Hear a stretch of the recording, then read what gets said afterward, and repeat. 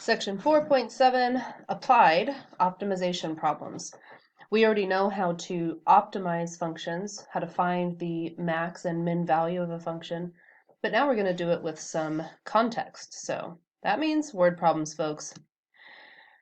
Word problems are always the hardest problems out of the chapter, and that's just because it takes more thinking to set things up. So we have a 6-step problem-solving strategy. I recommend that you pause the video, write each one of these down, and then as we go through the solution to each of the problems, you can refer back to each step and kind of put into your own words what you're doing in each step. For our first problem, we're interested in maximizing the area of a rectangular garden. Now, if we kept making the side lengths of the garden larger and larger, of course the area would become larger and larger. However, what if we have some restriction on how much fencing we can use for the perimeter? For example, in this case, we're told that we're only given 100 feet of wire fencing. So we have to take that into consideration, that there's some restriction on how long each side of this garden can be. So let's take a look at this problem. First step, I'm going to draw us a picture of our garden. So we have a rock wall, and then we're told that there are 3 wire sides.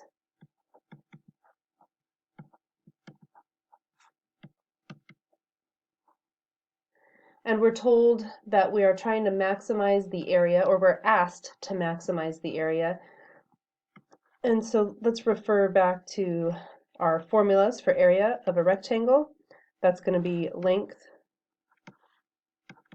times width. Now, in this case, we can see that the wire is not the entire perimeter, it's just 3 sides of it. And so let's go ahead and label the sides of our rectangle. I'm going to call the rock side X, which means the side directly across it is going to be the equal length X. And then I'll call the wire side on the left Y and the wire side on the right Y. So when we go to calculate our area, instead of saying the words length times width, it's actually going to look like X times Y.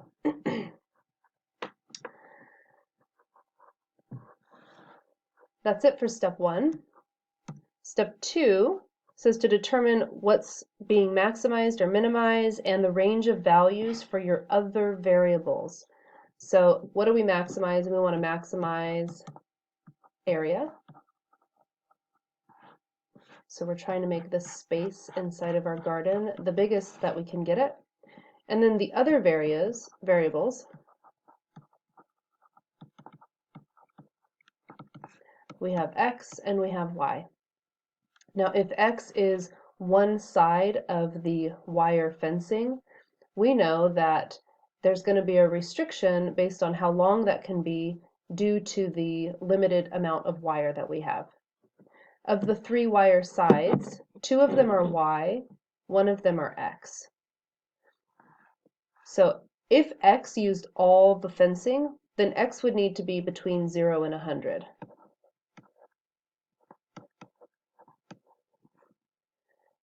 That would leave no wire fencing left for Y. So not ideal, but technically that's the largest value for X.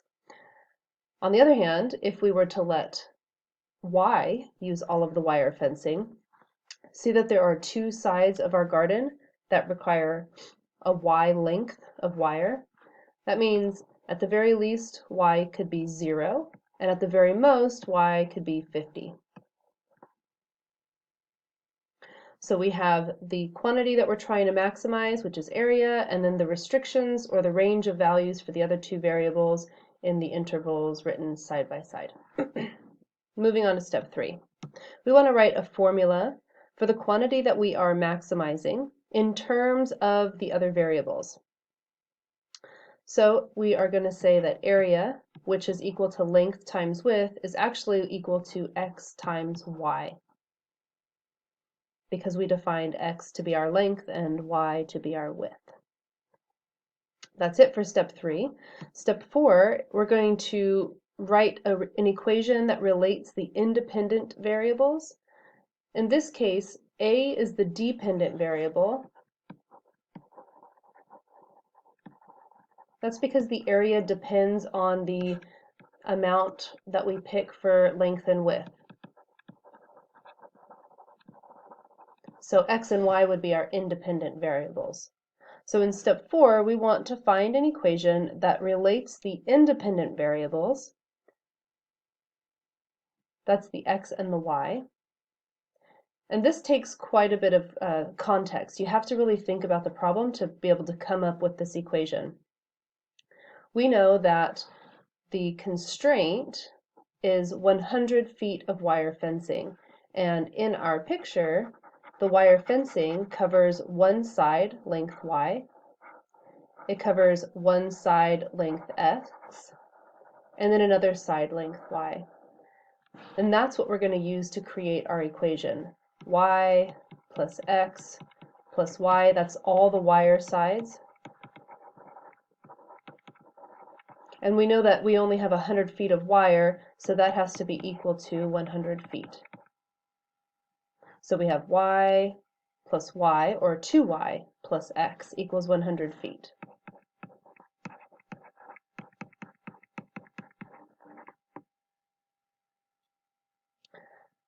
Then in step 4, we're going to use this relationship to rewrite the equation from step 3 so that it only has one variable in it. So right now, equation 3, area, depends on two independent variables, x and y.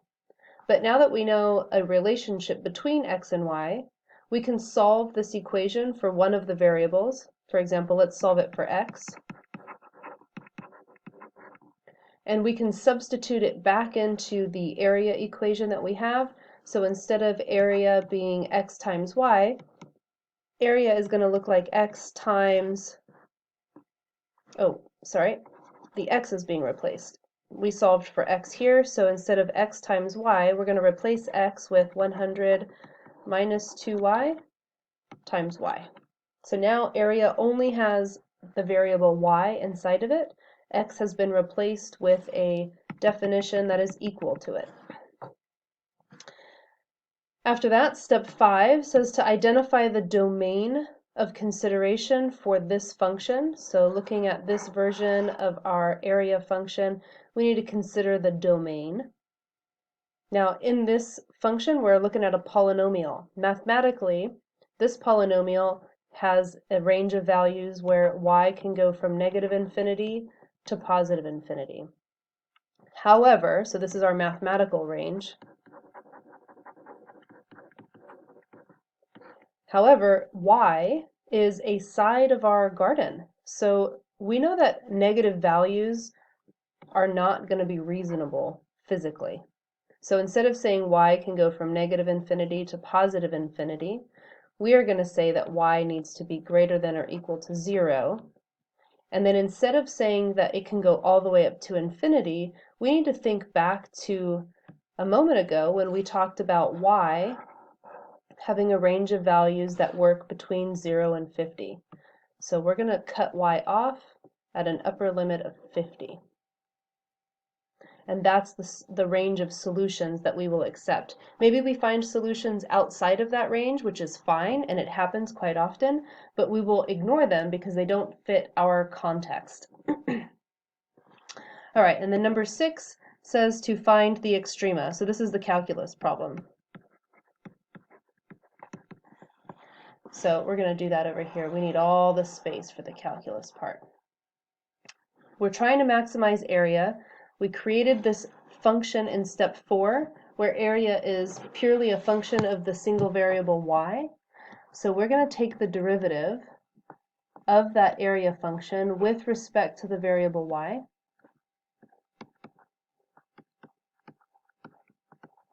Now the way that I have this expression written, we would need to use the product rule, or we can just distribute. So we would have 100y minus 2y squared. That's the thing we want the derivative of. I keep changing my y to an x. So we have 100 minus 4y is our derivative. To find our critical points, we'll set that equal to 0 and solve.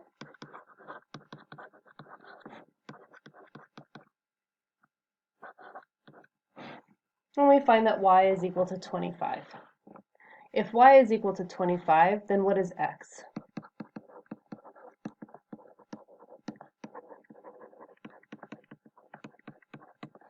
Well, we go back to this relationship that we said related x and y, and we can plug 25 into y, figure out what x is. It would have to be 50. So that looks like a garden with two 25-foot sides and one 50-foot side of wire, and then a 50-foot side of rocks. And together we can check that that meets our 100-foot wire fencing constraint. Now we're not quite done yet. This is the true critical point for the function, and it happens to fall within the range of values that we said were acceptable back in step 5. But it is important that we also acknowledge the endpoints of that interval could work.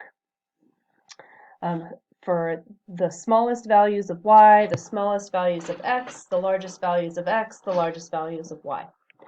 If you notice, we're actually already using the largest value of y. No, we're not, sorry. Y equals 25, which was in the middle of the interval from 0 to 50. So we need to check what would happen if y was 0. If y were to be 0, then x could get all 100 feet of the wire fencing, and then area would look like 0 times 100, and while we wouldn't actually have a rectangle, we would just have a straight line of 100 feet of fencing. What about if y were equal to 50? If y were equal to 50, there's two sides of the garden that have wire fence, so that's 50 and 50, or 100, that's all of the fencing. X doesn't get any, so then area would be 50 times 0, or again, area is 0.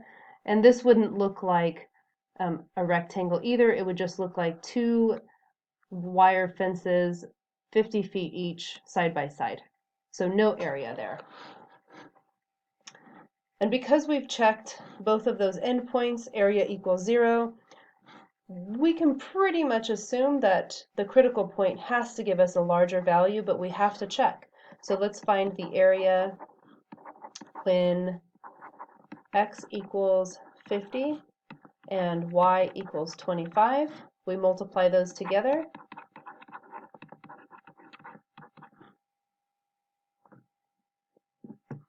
And we find an area of 1,250 square feet,